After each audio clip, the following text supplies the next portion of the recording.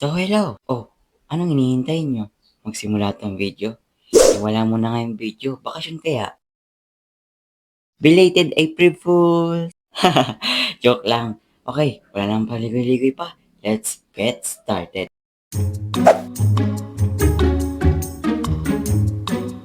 Kapatid, ang kakampi at kaaway natin araw-araw. Ngayon, pag-uusapan natin ang mga ilan na kinakainis natin sa mga kapatid natin. Unahin na natin yung mga kapatid natin na di mautusan. Anong silbi ng pagiging kuya o pagiging ate natin kung hindi naman tayo susundin ng mga kapatid natin?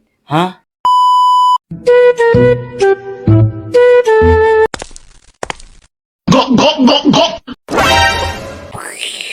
Dang! Ano yon? Hugasan mo nga itong mga hugasin. Lu, ba't ako? Iba na lang. Ikaw na lang. Naglalaro ka lang naman dyan eh. Wala kang ginagawa dito sa bahay. Pakatamad mo. Ikaw na lang kaya. Ikaw yung nandyan eh. Sige, ako na lang. Basta kakain ka sa dahon ha. Sige, okay lang. Kung may kapatid kayong di mautusan, may kuya naman kayo napakatamad. Yung napakalapit lang ng gamit pero inuutos pa sa inyo. Ang boring naman ng moving to. Asan ba yung remote? Kate, abutin mo nga yung remote. Ayoko nga. Ikaw yung malapit eh. Ikaw na. May ginagawa ko. Ikaw na. Ikaw na. Isa. Ano ba yan? Oh, salamat.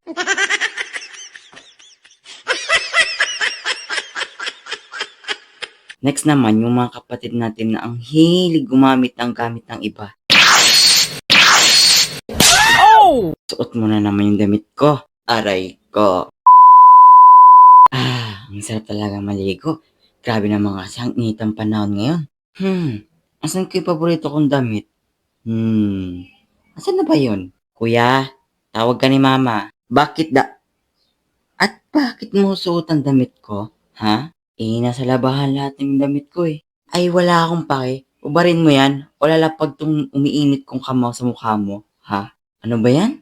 Oh, umalis ka na nga. Suot ng suot hindi sa kanya.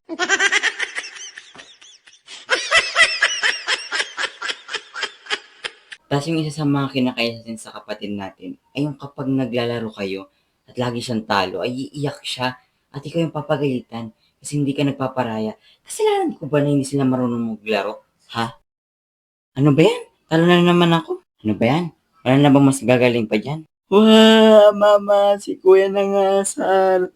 Ha! Jay, tumigil ka dyan.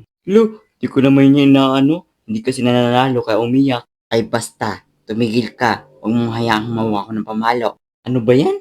Bleh.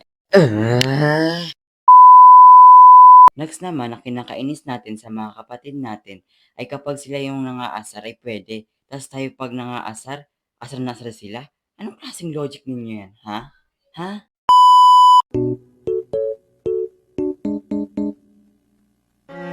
Kuya, kuya, kuya, kuya.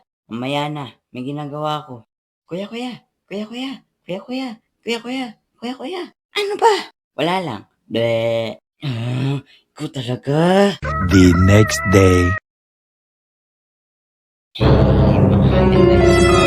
Kate, Kate, Kate, Kate. Mamaya na kuya, nanonood ako dito. Kate, Kate, Kate, Kate, Kate, Kate, Kate, Kate. Mama, si kuya nangasar na naman ulit. Hindi ka talaga titigil ha? Let me tell you something! Let me tell you something! This is the end.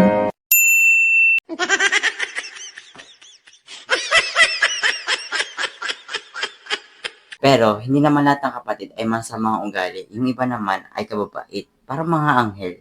Ay, speaking of anghel na kapatid, ito pa yung isang ito yung isa ating kinakainin sa kapatid natin. Yung kapag kasama natin sila, ang kasama ng ugali. Pero kapag iba na ang taong kasama namin, ay kababait naman. Parang ayaw ko na umuwi para lagi na lang sila mabait. But, like I said, hindi lahat ng kapatid ay pasaway. At yan ang pag-uusapan natin sa next animation. Kaya, paano ba yan? Like and subscribe na kayo and click the notification bell. Lagi na lang nabubulal para lagi kayong nanonotify sa susunod kong video. Paano ba yan? Shoutouts na tayo! At thank you sa mga nag-comment nung last kong upload. Comment na rin kayo para may lagay ko yung susunod kong shoutout.